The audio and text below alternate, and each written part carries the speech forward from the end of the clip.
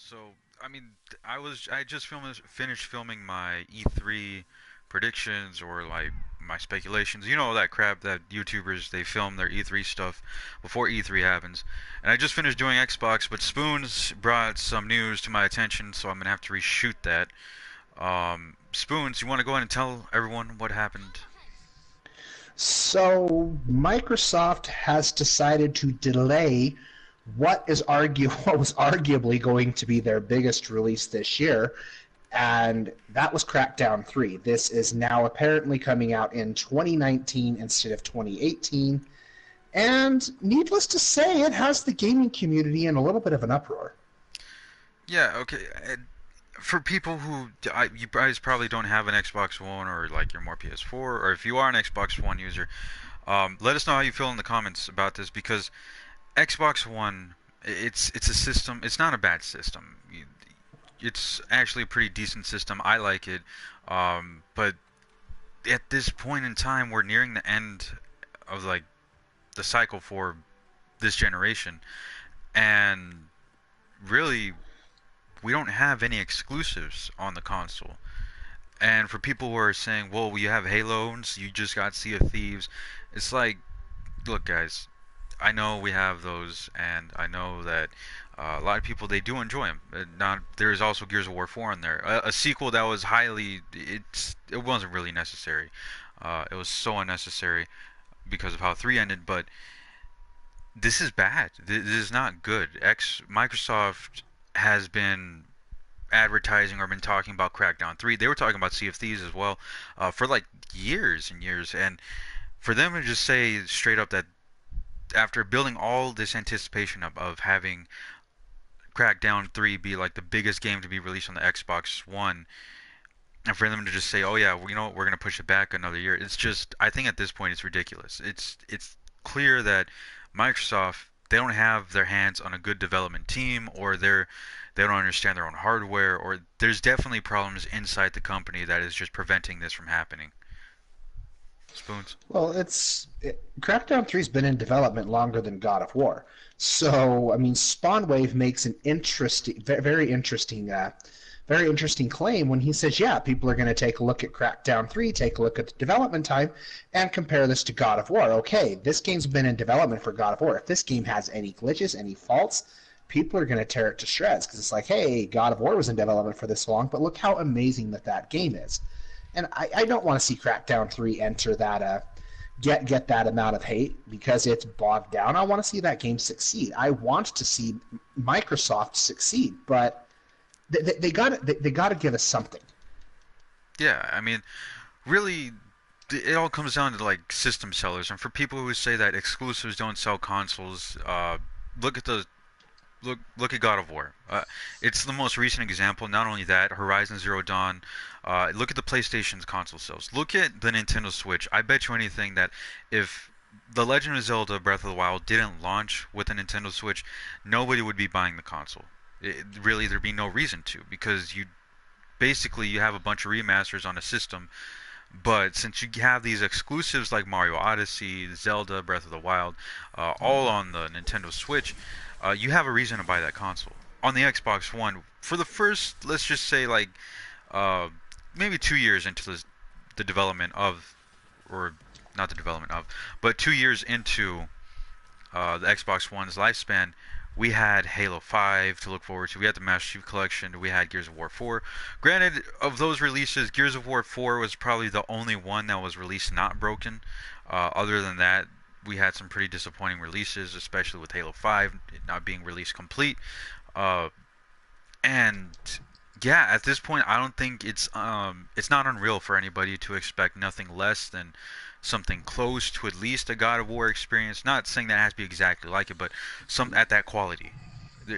I don't feel like yeah, I feel that it's totally fine for us to expect something at a high quality since Crackdown 3 has been in development for so long. Spoons. Yeah, and there's a lot of people will we have Sea of Thieves and State of Decay.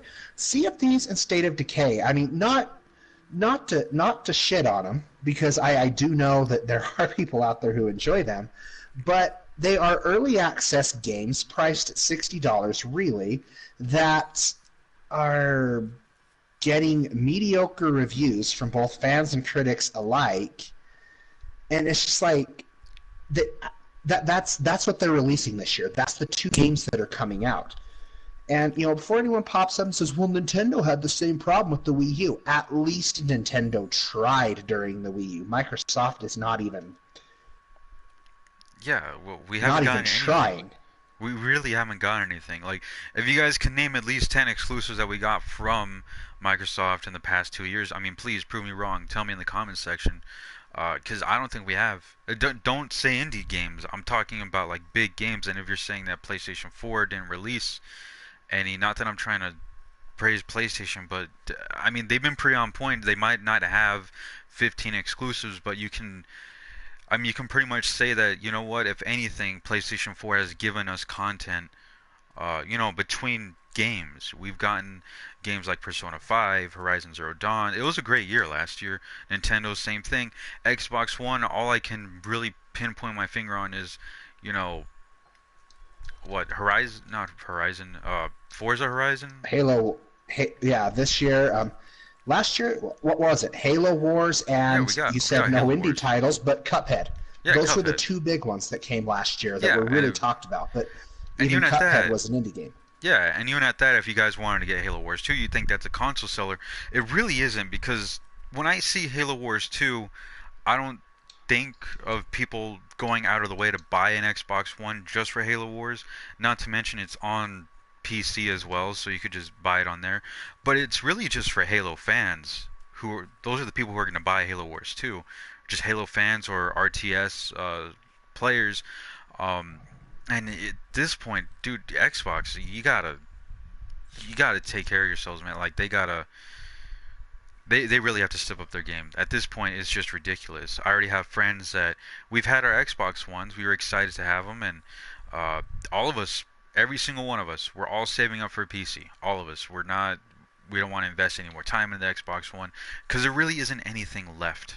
Oh, that's how we feel. If anything, Yeah. hopefully E3 proves us wrong, but it's just at this point, screw it. And it's not that I don't Well, want Xbox One to succeed, but it's just we're not getting anything. y- yeah, and I mean, I do plan on buying an Xbox One, but let me tell you how I'm going to buy an Xbox One.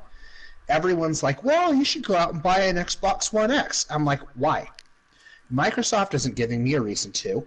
How I'm going to buy an Xbox One? I'm going to go to a pawn store and buy one used at this point for about $120, $150 because that's about as much as I want to buy for it. I mean, Microsoft just isn't giving me a reason to go out and pick it up. I mean, let's talk the PlayStation 3, and I'll give you guys an example as to why that's the way I want to buy it. But let's talk the PlayStation 3. The PlayStation 3 started off much like the Xbox One did. It had a few exclusives here and there, nothing nothing that really racked in the cells, made people go out and be like, "Hey, we're going to go out and buy it," and got people to leave their PlayStation 4. Sure, some of those die-hard fans of Halo and Gears of War, and those games that released that surely did. But Sony also picked up the pieces during the last little bit of their generation of the PlayStation 3. I mean, really, late 2010, 2011, they really started to get a lot of exclusives to get people to go out and buy a PlayStation 3 that last generation, Yeah, despite having really bad sales there towards the beginning. yeah, and not to mention like, dude, Xbox was owning it when it came out with the 360. You had Oh games yeah, like, dude, Halo Reach was like the biggest one. I mean, that was one that, especially for Halo fans, if you guys know, Halo Reach is like, it was always talked about in the games, but we never got to experience that fall. In 2010, we got to see that. Gears of War, you got an entire Gears of War trilogy, not Judgment, but the trilogy. And it blew everybody away with these new games that were coming out. You also had, I want to say Just Cause uh, 2 I think it was, was Just Cause 2. Yeah, yeah, that was an it was Just exclusive. Cause 2. And at that point, I think what Xbox also had Mass Effect at that time. They got it first. Fallout New Vegas 3, all those games had like they were really building on these games. They worked better for the Xbox 360 because I guess the PS3's hardware was hard to program for. Um, Yeah, and we also got DLC first for those kind of games, but Xbox One in the end they were really pushing the console to like they wanted to be the best place to like just go in there and play competitively and with all these new games that were coming out. It was really awesome. And not only that, the Xbox 360 arcade was probably one of the best arcade systems I've ever had. It was legit. A lot of people compare it to like the Dreamcast, and at that, yeah, it really was because they had almost. They really were releasing a bunch of Dreamcast titles, Sega Genesis titles. It was really there for an arcade. So if you didn't like that AAA stuff, you had a bunch of side games that were decades old, but they were really fantastic games. They really supported the console. And right now on the One, you're not having a lot of that. You're really not. It seems like yeah. Xbox is just struggling to just push a game out, let alone just find a development team to make it. Well, I'm back on the Xbox 360 talking about the PlayStation 3. I was an owner of both of them. I bought my Xbox 360 back in 2008 and bought my PlayStation 3 in 2009. I didn't start really pushing hardcore playing my PlayStation 3 probably until 2012. I mean, Yeah. the only games that pulled me away from my Xbox 360 were Uncharted 2 and Final Fantasy 13 because I had to play that on the PlayStation 3 because Yeah, it had better graphics. yeah, a lot of people they felt that way that like you don't play a Final Fantasy game on a different console. If you want the optimized experience, you play on the PlayStation. But PlayStation they definitely did pick it up. But here's the thing, like PlayStation, they were in a they were in a rut. Like if you think about it, the consoles were like $600. They had to get a slim version. They really had to cut down on what they were trying to push, and really get their head in the game. And sure enough, they found a developer, Naughty Dog, and they had them make new IPs. Uh, and sure enough, Uncharted series, a fantastic series. Uh, they had that. And then they had The Last of Us, which is like the biggest console seller. Metal Gear Solid, another one. You didn't get that on the That game Xbox. put The Last of Us pushed the PlayStation 3 sales at the end of the console though. Yeah, it really Like people were going out and buying a PS3 just to play that game. exactly. Even if you were an Xbox fan, you gotta admit like you didn't have The Last of Us, and I think this is where um, Xbox they've kind of lost it is their storytelling. Microsoft, we don't have a game out there right now on the Xbox One market that just it tells a good story. It's not there for it really. Yeah, We haven't gotten any games like that. You look at Record. Recently, they just fixed it last year. That was a game that released like broken. I don't know. Microsoft just they need something at this point to push it through, and like they here's the way I see it. They've got to come out at E3 this year. They've got to come out, and the setup that they're going for has a lot of people thinking they have something huge announced. They need to come out there with a full show, show us something big, show us many things that are big. Give us a reason to go, wow, I have to pick this up. I have to go out and play this. I have to go out and buy an Xbox One just to go out and play this game. Yeah, The problem the problem is I feel like Microsoft took a look at it. Oh well, so this amount of people using our system, we're using it as a streaming device, or we're using it as a way to watch Netflix or Hulu. So we're just going to focus on that because no one really bought it to play games. yeah, and I mean, uh, it's I think that was the wrong way to do it because it kind of showed it. Well, you could tell that their marketing was towards the more casual players or the more. It was more yeah, media like, and it's just like that's not what it's people are like going to your console for. People who bought the it's like 360 the wasn't Wii. sitting there. Yeah, exactly like the Yeah, Wii. Like it's people like weren't the Wii sitting all there. over again. It's not. I hope it doesn't get as bad. I mean, but I mean, people they went to get an Xbox One to play games. We didn't buy a 360 because you could watch Twitch on there. We didn't buy a 360 because it had Skype. We didn't buy a 360 because it could play HD movies.